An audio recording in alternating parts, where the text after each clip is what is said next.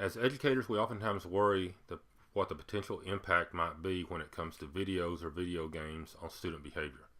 This is Wes Hickey, Director of UT Tyler School of Education, and in this Weekly 5 we want to look at whether or not violent video games actually lead to violence. And when we look at a lot of the video games we have now, you see a lot of very graphic violence. Oftentimes it looks very realistic in a lot of ways. And you have a lot of times where you have different games actually use very kind of realistic looking guns. And so you might think intuitively that participating in this type of stuff is going to increase an individual's thoughts of violence and make it where they are desensitized to actual killing and doing things like that. And that is what many people want to state. However, research does not show this.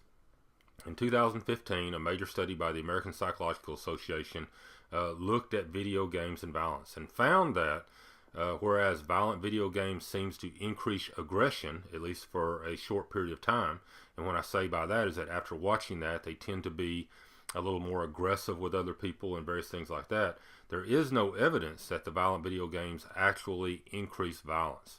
So that when we look at whether or not an individual that watches a video game goes out and commits some kind of heinous crime, that does not seem to be the case. In fact, the book Freakonomics many years ago talked about that the use of video games by young men aged 15 to 30 oftentimes seems to decrease crimes overall because they are involved with something that keeps them from going out and being mischievous and thinking about doing other things and crimes with other people because they're busy with the video games overall.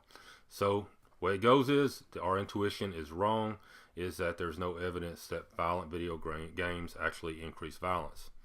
So what does this tell us? Well, when it comes to kids that commit violence, there are a lot of questions. We know that oftentimes they are brooding, standoffish young men, but a lot of our kids do that. We know that they do play video games, but again, most of our kids do that.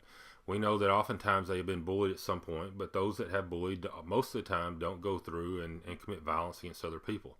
It is very difficult to understand what the trigger is that finally takes a kid from being a fairly normal but maybe awkward kid to one that finally commits violence.